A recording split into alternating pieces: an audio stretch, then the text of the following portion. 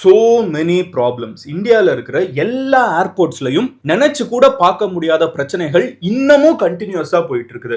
நம்ம ஆல்ரெடி போன வாரம் இதை பத்தி பேசணும். இன்னைக்கும் இண்டிகோ பிரச்சனை கண்டினியூ ஆயிட்டு இருக்குது. நூற்றுக்கணக்கான மக்கள் ஏர்போர்ட்ல தத்தளிச்சு நின்றுட்டு இருக்காங்க. ஃபிளைட்ஸ் கண்டமானிக்கு இன்னமும் கேன்சல் ஆயிட்டு இருக்குது. இன்னைக்கு ஒரு நாள் மட்டும் மோர் தென் 1 வீக் ஆயிடுச்சுல. இன்னைக்கும் பாத்தீங்கன்னா மோர் தென் 500 ஃபிளைட்ஸ் கேன்சல் ஆயிருக்கு அப்படின்னு சொல்லிட்டு சில ரிப்போர்ட்ஸ்ல பார்க்க முடியுது. சில ரிப்போர்ட்ஸ்ல எப்படி பார்த்தாலும் ஹண்ட்ரட்ஸ் ஆஃப் ஃபிளைட்ஸ் கேன்சல் ஆயிருக்குது. ஒரு ஃபிளைட்லயும் நூற்றுக்கணக்கான மக்கள் போக வேண்டியது. ஸோ லட்சக்கணக்கான டிக்கெட்ஸ் கண்டமானிக்கு டெய்லி கேன்சல் ஆயிட்டு இருக்குது. மொத்த இந்தியாவும் டிராவல் பண்ண முடியாம ஸ்தம்பிச்சு நிக்குது. ஏன்? இண்டிகோங்கிற ஒரு கம்பெனினால. இப்போ மிகப்பெரிய கேள்வியே என்னன்னு பாத்தீங்கன்னா, இண்டிகோ இத பிளான் பண்ணாங்களா? Did indigo plan for this? Indigo பாத்துக்கலாம், நம்மள மீறி என்ன பண்ணிடுவாங்கன்னு ஒரு ஆட்டிடியூட் எடுத்ததுனாலதான் இவ்வளவு பெரிய ஒரு பிரச்சனையாங்கிறது தான் மிகப்பெரிய கேள்வியா மாறி இருக்குது. இன்னைக்கு வீடியோல என்ன இண்டிகோ தப்பு பண்ணாங்க, இந்தியாவோட மினிஸ்டர், ஏவியேஷன் மினிஸ்டர், ஓகேவா, ராம் மோகன் நாயுடு, அவங்க சொல்றாங்க, நாங்க இண்டிகோவை இப்படியே விட போறது இல்ல, அவங்களுக்கு கொடுக்குற தண்டனை இனிமே இந்தியால யாருமே இப்படி ஒரு தெனாவட்டா இருக்க கூடாது, எல்லா ஏவியேஷன் கம்பெனிக்கும் ஒரு நல்ல பாடத்தை புகட்ட போறோம், ஒரு லெசன் எடுக்க போறோம் அப்படின்னு சொல்லிட்டு இந்தியாவோட ஏவியேஷன் மினிஸ்டர் லிட்டரலா நியூஸ் கம்பெனி கிட்ட பேசுறாங்க. என்ன சொல்றாங்க, நான் ஒரு லெசன் கத்து கொடுக்க போறேன் இண்டிகோ வச்சு. இண்டிகோ கண்ணா அப்படி என்ன இவ்வளவு பெரிய துமுறு, நீ வா சிஓவா, நீ சிஓவா, அப்படி என்னடா உங்களுக்கு துமுறு, அந்த டோன்ல கவர்மெண்ட் ஹேண்டில் பண்ண ஆரம்பிச்சிருச்சு. ஏன், எதுக்கு, என்ன நடந்திருக்குது, இது எல்லாருக்குமே கடைசியில் எங்க பாதிக்க போகுதுன்னு பாத்தீங்கன்னா உங்களோட டிராவல். இந்தியாவில் இருக்கிற எல்லாருமே இவ்வளவு பெரிய கண்ட்ரில வி லவ் டிராவலிங், நம்ம நிறைய டிராவல் ட்ரிப் எல்லாம் பிளான் பண்ணி வச்சிருப்போம். கரெக்டா, கோடிக்கணக்கான ரூபாய் ஒர்த்தான டிக்கெட்ஸ் டெய்லி கேன்சல் ஆயிட்டு இருக்குது. அதுல ரீஃபண்ட் கிடைக்கிறதுல கூட பிரச்சனைன்னு சொல்லிட்டு இருக்காங்க. என்ன நடந்துட்டு இருக்குது, உங்களோட ட்ரிப்பை எப்படி பிளான் பண்ணலாம், இது இன்னையோட நிக்க போறது இல்ல, மறுபடியும் இன்னும் 10 நாளுக்கு நாங்க ஃபிளைட்ஸை கேன்சல் பண்ண போறோம்னு சொல்லி இண்டிகோ பேசுறாங்க. அதுக்கும் அப்புறம் என்ன ஆகும் எல்லாத்தையும் டீடைல்டா நான் உங்ககிட்ட சொல்ல ஆரம்பிக்கிறேன். பட் அதை பார்க்க ஆரம்பிக்கிறதுக்கு முன்னாடி இந்த மாதிரி கரண்ட் அஃபேர்ஸ் டெய்லி நீங்க கண்டினியூஸா பார்த்தா தான் புரியும். நாளைக்கு என்ன நடக்குது, நாளை கழிச்சு நடக்குதுன்னு டெய்லி வேர்ல்ட்ல நடக்கக்கூடிய எல்லா விஷயத்தையும் 10 நிமிஷத்துல நீங்க தெரிஞ்சுக்கணும்னு நினைச்சீங்கன்னா சப்ஸ்கிரைப் பண்ணி MG ஸ்குவாட்ல சேருங்க. ஓகேவா? Now let's get started. Hello everyone, நான் Madan Gauri and hello my dear MG squad.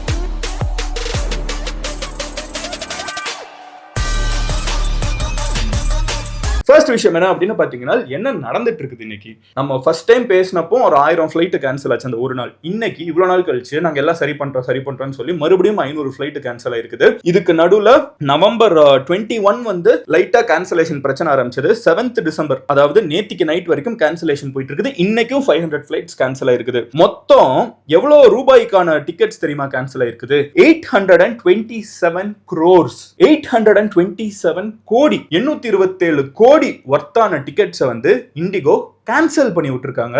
இது எல்லாத்துக்கும் ரீஃபண்ட் தரோன்னு இருக்காங்க.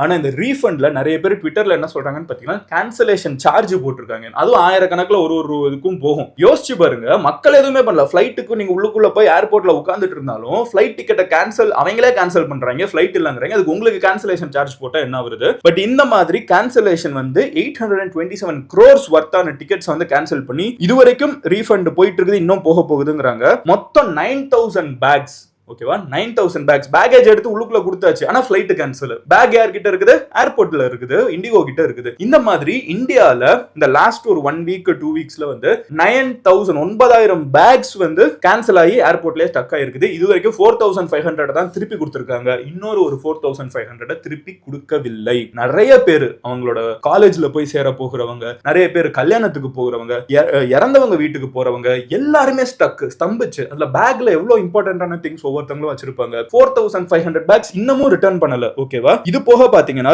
சிஓ பீட்டர் எல்பர்ஸ் அப்படிங்கிறவர் ஒரு நோட், ஒரு வீடியோ நோட் ரிலீஸ் பண்றாரு. அதுல என்ன சொல்றாருன்னு பாத்தீங்கன்னா, இவ்வளவு பெரிய ஒரு பிரச்சனை நாங்க ஃபேஸ் பண்ணிட்டு இருக்கோம், நாங்க எல்லாருக்கும் மன்னிப்பு கேட்டுக்கிறோம், அதெல்லாம் நல்ல பவ்யமா பேசிட்டு, இது எல்லாத்துக்கும் ஒரே காரணம் இந்தியன் கவர்மெண்ட் கொண்டு வந்த புது ரூல்ஸ் தான் கை காமிச்சு விட்டுறாரு. பட் பிரச்சனை என்னன்னா அது இல்ல. ஓகேவா?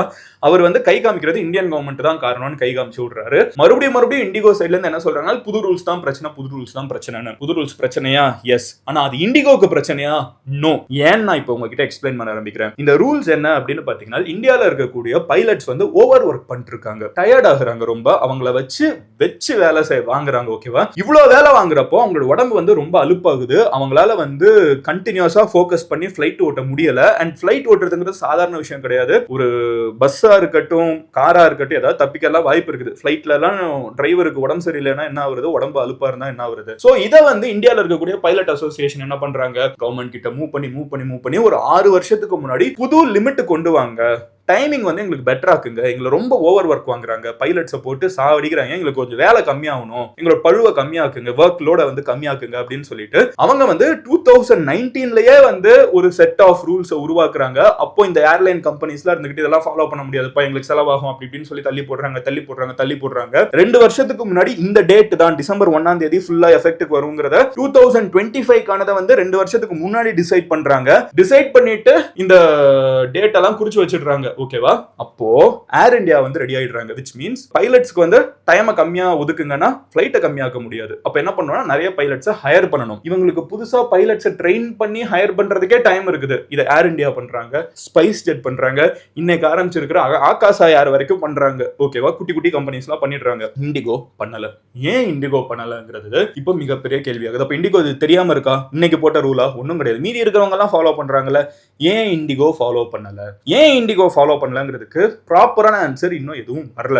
டெக்னிக்கல் கிளிச்சுங்கிறாங்க, பட் அதெல்லாம் ஃபிக்ஸ் பண்ணிருக்கலாம். இவ்வளவு நாள் கண்டினியூஸா போயிருக்க வாய்ப்பே கிடையாது. அப்போ இன்னொரு ஒரு தியரி என்ன ப்ரப்போஸ் பண்ணப்படுதுன்னு பாத்தீங்கன்னா, இது ஒரு கான்ஸ்பிரசி தியரி தான். கவர்மெண்ட் இன்னும் கன்ஃபார்ம் பண்ணல, இவங்களும் கன்ஃபார்ம் பண்ணல. பட் ஒரு attitude, the attitude of a duopoly or monopoly. என்ன மாதிரி புதுசா 2 வார்த்தையை சொல்றேன்னு கேட்டீங்கன்னா, ஒரு ஃபீல்டுல ஒரே ஒருத்தன் தான் இருக்கான்னா அவன் வச்சதுதான் சட்டம். அதுக்கு அந்த நாட்டோட அரசாங்கமே தலை குனிஞ்சுதான் இருக்கணும். ஏன்னா அவன் தான் அதை ப்ரொவைட் பண்றாங்கிற ஒரு நிலைமையில. டியோபொலினா 2 பேர் தான் மொத்தமே இருக்காங்க. ரொம்ப சின்ன ஆட்கள் தான், 2 பேர் தான், அவங்க வச்சதுதான் சட்டம். ஃபார் எக்ஸாம்பிள், உங்க கையில இருக்கிற போன் எடுத்துக்கோங்க. ஒரு நாள் வந்து ஒரு காலத்துல வந்து பாத்தீங்கன்னா எல்லாருமே காம்படிட் பண்ணி விலையை கம்மியா கொடுத்துட்டு இருந்தாங்க. ஒரு 2000ஸ்ல நீங்க போன் யூஸ் பண்ணிருந்தீங்கனாலோ, 2010 எஸ்பெஷலி அந்த டயத்துல எல்லாம் போன் யூஸ் பண்ணிருந்தீங்கனாலோ உங்களுக்கு நல்லா தெரியும், ஏர்செல் வந்து காசு கம்மியாக்குவாங்க, ஏர்டெல் இன்னும் கம்மியாக்குவாங்க, யூனினார் அதெல்லாத்தையும் விட கம்மியாக்குவாங்க, பிஎஸ்என்எல் அதெல்லாத்தையும் விட ஏதாவது ஒரு ஆஃபர் கொடுத்து வாங்கிட மாட்டாங்களான்னு கம்மியாக்குவாங்க. ஸோ ஒவ்வொருத்தங்க வந்து காம்பீட் பண்ணி மக்கள் கிட்ட கம்மியான காசுக்கு சர்வீஸை கொடுத்து அதுல வந்து நம்ம நிறைய பேரை ரீச் பண்ணணும்னு நினைச்சிட்டு இருந்தாங்க. பட் என்டர் ஜியோ வந்ததுக்கு அப்புறம் என்னாச்சு? ஜியோ வந்து இன்டர்நெட்டை ரெவல்யூஷனைஸ் பண்ணிடுச்சு. என்னை மாதிரி ஆட்களுக்கு லைஃப் கொடுத்ததே ஜியோ தான், அதெல்லாம் இல்லைன்னு சொல்லல. ஆனா ஜியோ வந்ததுக்கு அப்புறம் ஸ்டார்டிங்ல ஃப்ரீயா கொடுத்தாங்களா?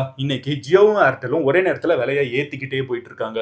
ஒரு காலத்துல கம்மியா மக்கள் கிட்ட நான் காசை கொடுத்து காம்பீட் பண்றேன் சொன்னவங்க, ஒரு நாள் ஃப்ரீயா இன்டர்நெட்டை கொடுத்து காம்பீட் பண்றேன்னு சொல்றவங்க இப்ப என்ன பண்றாங்க? 2 பேர் தான் இருக்காங்க. 2 பேருக்குள்ள டீலிங் இருந்துச்சுன்னா போதும். என்னப்பா நீ வந்து 300 ரூபாய் வச்சுப்பியா, நான் வந்து 301 ரூபாய் வச்சுக்கிறேன், 2 பேரும் 300 கொண்டு போயிடலாம். அப்புறம் இவங்க 2 பேரும் ஒத்துக்கிட்டா போதும், இதை 500 ஆக்கிக்கலாம், 600 ஆக்கலாம், 1000 ஆக்கலாம். யாருமே கேள்வி கேட்க முடியாது. 2 பேர் தான் பிளேயர்ஸ் இருக்காங்க. அப்போ 2 பேர் தான் இவ்வளவு பெரிய ஒரு நாட்டுல பிளேயரா இருக்காங்கன்னா அது பெரும் ஆபத்து. இப்போ இவங்க வச்சதுதான் சட்டம், கரெக்டா? யாருமே தட்டி கேட்க முடியாது. அவங்க என்ன சொல்லுவாங்க, இல்லப்பா எங்களுக்கு இவ்வளவு செலவாகுது, நம்ம எதுவுமே கேட்க முடியாது. அதே மாதிரி தான் இப்போ ஏர்லைன்ஸ்ல இது வந்து ஒரு டியோபொலி, இன்னவே அது ஒரு மொனோபொலி தான். பட் ஓகே, டியோபொலின்னு நம்ம வச்சுக்கலாம். மொத்தமா பிளேயரா வந்து 2 பேர் இருக்காங்க. ஒன்னு இவங்க யாரு, இண்டிகோ. இந்தியாவில் இருக்கக்கூடிய 65% ஆஃப் த ஃபிளைட்ஸ் வந்து இவங்க கிட்ட தான் இருக்குது. தட் இஸ் ஆல்மோஸ்ட் முக்காவாசி ஃபிளைட்ஸ் வந்து இந்தியாவில் இண்டிகோ தான் இருக்குது. நீங்க ஃபிளைட்ல இந்தியாவில் டிராவல் பண்றவங்களா இருந்தீங்கன்னா the probability is way higher that நீங்க இண்டிகோல தான் போயிருப்பீங்கன்னு, கரெக்டா? இன்னொன்னு வந்து ஏர் இந்தியா வந்து ரொம்ப துன்பப்பட்டு துயரப்பட்டு இருந்த ஒரு ஸ்டேஜ்ல டாடா வாங்கி இப்போதான் அதுக்கு மறுபடியும் உயிர் பிச்சுட்டு இருக்காங்க. அதுக்கு நடுவில் அங்க குஜராத்ல வேற ஒரு பெரிய சம்பவம் ஆயிடுச்சு. நம்பிக்கை தன்மை கம்மியா இருக்குது ஏர் இந்தியா மேல. மறுபடியும் அவங்க ரீபில்ட் பண்ணும். அப்போ பேசிக்கா ஐடியா யாருன்னு பாத்தீங்கன்னா ஒரே ஒரு பிளேயர் தான், இண்டிகோ மட்டும் தான். இப்ப என்னை மாதிரி ஒரு ஆளுக்கு எடுத்துக்கோங்களேன். சென்னையில இருந்து நான் சேலம் போகணும்னாலோ, கோயம்புத்தூர் போகணும்னாலோ, மதுரை போகணும்னாலோ, நம்ம ஊருக்குள்ள நான் எடுத்துக்கிறேன். சென்னையில இருந்து நீங்க விடுங்க, மதுரை, நீங்க வந்து தூத்துக்குடி, சேலம், வேற இட் இஸ். நீங்க தமிழ்நாட்டுக்குள்ள ஃப்ளை பண்ணணும்னு நினைச்சீங்கன்னா இண்டிகோ தான் சர்வீஸே வச்சிருக்கான். ஒரு ஃபிளைட் இருக்கும் ஏர் இந்தியா, 6 ஃபிளைட் இருக்கும் இண்டிகோ. அப்ப நம்ம என்ன பண்ணுவோம்? இண்டிகோ கிட்ட தான் போகணும். இண்டிகோ வச்சதுதான் விலை, கரெக்டா? சோ இண்டிகோ வச்சதுதான் விலை, இண்டிகோ வச்சதுதான் சட்டம். இப்படி இருக்கிற இண்டிகோ வந்து இன்னைக்கு கவர்மெண்ட் ரூல் போட்டாங்க, இப்படி ஃபாலோ பண்ணுங்கன்ட்டாங்க, ஹையர் பண்ணுங்கன்ட்டாங்க. 6 வருஷமா அவங்க ஹையர் பண்ணாம டிலே பண்ணிருக்காங்கன்னா இண்டிகோவோட ஆட்டிடியூட் மனசுக்குள்ள நம்மள மீறி கவர்மெண்ட் ஏதாவது பண்ணிடுமா? ஒரு நாள் நம்மளை கேன்சல் பண்ணா என்ன ஆகும் தெரியுமா? ஏன்னா இது வந்து கிராஜுவலா நடக்குது. டே 1 வந்து 1000 ஃபிளைட் கேன்சல் ஆகல. முதல்ல பாருங்க 100 ஃபிளைட் கேன்சல் ஆகுது. அது போன மாசமே ஆரம்பிச்சிருது. எண்ட் ஆகிறப்பமே கேன்சலேஷன்ஸ் வர ஆரம்பிச்சிருது. 100 ஃபிளைட் கேன்சல் ஆகுது. ஒரு 200 ஃபிளைட்ஸ் ஆகுது, 300 ஃபிளைட்ஸ் ஆகுது, 400, 500. ஒரு நாளும் ஃபிளைட் ஹண்ட்ரட்ஸ்ல இன்க்ரீஸ் ஆயிட்டே போயிட்டு இருக்குது. 1000 டச் பண்ணுது, 1500 டச் பண்ணுது. இப்படி ஃபிளைட்ஸை வந்து ஸ்டெப் பை ஸ்டெப்பா இந்த ரூல்ஸ் வர கேன்சல் ஆகுறப்போ இந்த ஜெனரல் ஆட்டிடியூட் என்னன்னு பாத்தீங்கன்னா, கவர்மெண்ட்டையே நீ என்ன ரூல் போட்டாலும் சரி, பைலட் டயர்ட் ஆனாலும் சரி, நான் வச்சதான் சட்டோன்னு இண்டிகோ யோசிச்சிருச்சா? ஏனால் ஏன்னால் இந்த ஆட்டிடியூட்ல இண்டிகோ இருந்திருக்கிறதுக்கான வாய்ப்புகள் ரொம்ப அதிகம். ஏன்னா ப்ராப்பரா தெளிவா வர்றப்ப இது எல்லாரும் ஃபாலோ பண்றப்போ ஒருத்தன் மட்டும் எப்படி ஃபாலோ பண்ணாம இருப்பான். அதெல்லாத்தையும் விட ஒரு பெரிய காமெடி சொல்றேன். இப்படி ஒரு சேலஞ்ச் அவங்க எடுத்து வச்சுட்டாங்கன்னு வச்சுக்கோங்களேன், எனக்கு பிராக்டிகலா வேற லாஜிக்கல் ரீசனே இல்ல, அவங்களும் லாஜிக்கல் ரீசனே இன்னும் சொல்லல. கவர்மெண்ட் பேக் ட்ராக் பண்ணுது, இண்டிகோக்கு மட்டும் ரிலாக்ஸேஷன் கொடுக்குது.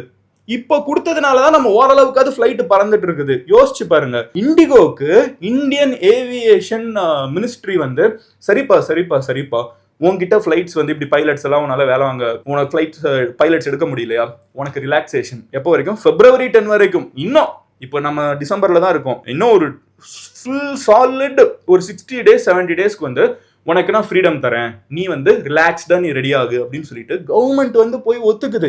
ஏன்னா கவர்மெண்ட்டுக்கு வேற வழி இல்ல. நாளைக்கு இண்டிகோ நின்னுச்சுனால், இன்னைக்கு நம்ம இண்டிகோ வந்து இந்தியன் கவர்மெண்ட் பாக்குது, நான் புதுசா ரூல்ஸ் கொண்டு வந்திருக்கேன், நீ ஃபாலோ பண்ணலன்னு சொல்லிட்டு இண்டிகோ எனக்கு பேன் பண்ணாங்கன்னா இந்தியாவில் யாருமே டிராவல் பண்ண முடியாது. இன்னைக்கு நைட்டு மதுரைக்கு போகணும், ஒரு எமர்ஜென்சி போகணும்னு நினைக்கிறவங்க யார் போக முடியும்? இன்னைக்கு நான் உடனே வந்து கோயம்புத்தூர் போகணும்னு நினைக்கிறவங்க யார் போக முடியும்? இன்னைக்கு நான் உடனே டெல்லி போகணும்னா யார் போக முடியும்? கல்யாணம் இருக்கும், யாராவது இறந்திருப்பாங்க, பர்சனலா நிறைய லாஸ் இருக்கும், கெயின் இருக்கும், இன்டர்வியூ இருக்கும். அப்ப எல்லாருமே ஒரு கம்பெனி நம்புறது பெரிய பிரச்சனை. இதை பத்தி சோசியல் மீடியால பேசுறப்ப நிறைய பேர் சொல்றாங்க, மதன் வேர்ல்டு லெவல்ல எந்த கம்பெனினாலும் எந்த கண்ட்ரினாலும் பாரு, ஒரு பிளேயர் 2 பிளேயர் தான் இருப்பாங்க அப்படின்னு. அப்படி கிடையாது. வேர்ல்டுல எந்த கண்ட்ரிலயுமே 140 கோடி பேர் 140 crore people வந்து வாழ்றது கிடையாது. கரெக்டா? Which is India. எங்கேயுமே வாழ்றது கிடையாது. இவ்வளவு மக்கள் இருக்கிற ஒரு கண்ட்ரியே கிடையாது. நம்ம இந்தியாங்கிற ஒரு கண்ட்ரிக்குள்ள நம்ம பல கண்ட்ரிஸை உள்ளுக்குள்ள ஃபிட் பண்ணிடலாம். இங்க இருக்கிற ஒரு ஸ்டேட்டும் ஒரு கண்ட்ரி சைஸ்க்கு இருக்குது. நீங்க யூரோப்ல இருக்கக்கூடிய இந்த பிரான்ஸ், ஜெர்மனி, இட்டாலி, நம்ம இங்கிலாந்து இவங்களெல்லாம் நீங்க எடுத்துக்கிட்டீங்கன்னா, நம்ம ஊர்ல இருக்கிற ஒரு ஸ்டேட்டை விட இவங்கெல்லாம் சின்ன கண்ட்ரிஸ். நீங்க சும்மா சர்ச் பண்ணி பாருங்களேன், மக்கள் தொகையா நீங்க பாத்தீங்கன்னா நம்ம ஊர் வந்து அவ்வளோ பெரிய ஜனத்தொகை கொண்ட இது வந்து ஒரு பேருக்கு தான் இது கண்ட்ரி, ஒரு கான்டினென்ட்டோட கெப்பாசிட்டி நமக்குள்ள இருக்குது. அப்போ இவ்வளோ மக்கள் இருக்கிறப்பமோ நம்ம யூஸ் பண்ற ஃபிளைட்ஸ் வந்து ஏன் நிறைய இருக்கக்கூடாது? It is high time. ஓகேவா? கவர்மெண்ட்டுமே இதை ரியலைஸ் பண்ணியிருப்பாங்க, கண்டிப்பா இதுல ஆக்ஷன்ஸ் எடுப்போன்னு இருக்காங்க. பட் எந்த ஒரு ஃபீல்டா இருக்கட்டும், ஒருத்தங்க 2 பேர் தான் பிளேயரா இருக்காங்கன்னா அந்த இடத்துல பெனிஃபிட் ஆகுறது இந்த பிளேயர்ஸ் தானே தவிர மக்கள் கிடையாது. என்னைக்கு மக்கள் வந்து நிறைய ஆப்ஷன்ஸ்க்கு இருக்காங்களோ அப்போ அந்த இடம் வந்து நல்ல வைப்ரண்டா இருக்கும். ஃபார் எக்ஸாம்பிள் ஹோட்டல்ஸ் எடுத்துக்கோங்க. ஒரு சின்ன எக்ஸாம்பிள் தான். நம்ம ஊர்ல திரும்பினா ஹோட்டல் இருக்குது, திரும்புற தசையெல்லாம் ஹோட்டல் இருக்குது, யாருனாலும் ஹோட்டல் ஆரம்பிக்கிறது ஈஸியாவும் இருக்குது. கரெக்டா? அப்போ என்ன ஆகுது, எல்லா ரேஞ்சிலையும் நீங்க எல்லா சிட்டிலையும் சாப்பாடு வந்து டிஃப்ரெண்ட் ரேஞ்சஸ்ல பாப்பீங்க. ஆனா ஒரு ஃபிளட் வந்துருச்சுன்னா என்ன ஆகும்?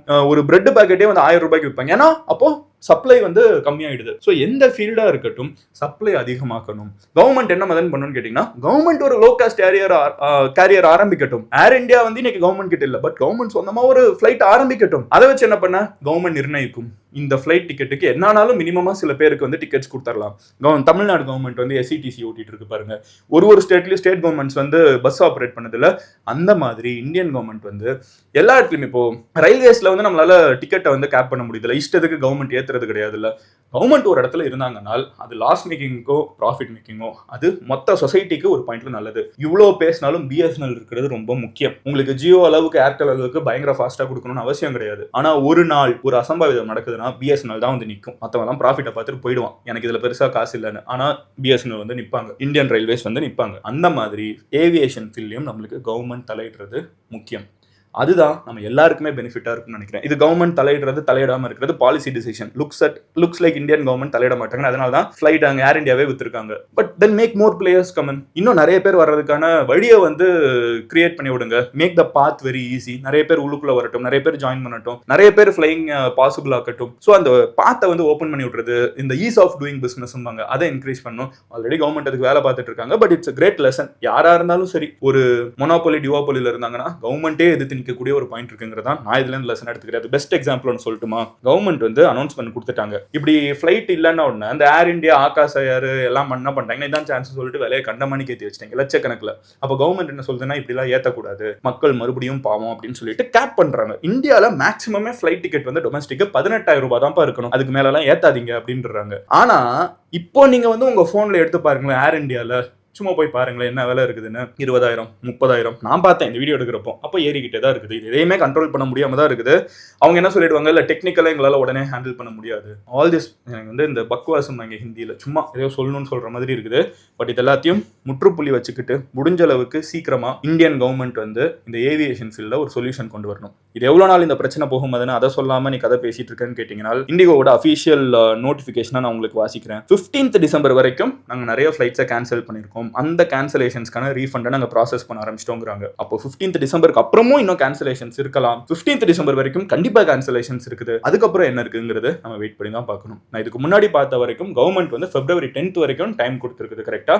அப்போ அட்லீஸ்ட் நம்ம வந்து ஒரு worst case scenario என்ன யோசிக்கலாம்னா February 10 வரைக்கும் இந்த பிரச்சனை கண்டினியூ ஆகிறதுக்கு வாய்ப்புகள் இருக்கு அப்படிங்கறத நம்ம தெரிஞ்சுக்க முடியுது.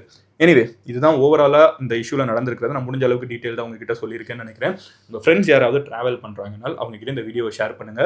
ரொம்ப தேவைப்படக்கூடிய ஒரு விஷயம். நீங்க இந்த மாதிரி வேர்ல்ட்ல நடக்கக்கூடிய எல்லா அத்தியாவசியமான விஷயங்களையும் நீங்க 10 நிமிஷம் தெரிஞ்சுக்கணும்னு நினைச்சீங்கன்னா சப்ஸ்கிரைப் பண்ணி MG ஸ்குவாட்ல சேருங்க. Love you all, take care, bye, cheers MGs.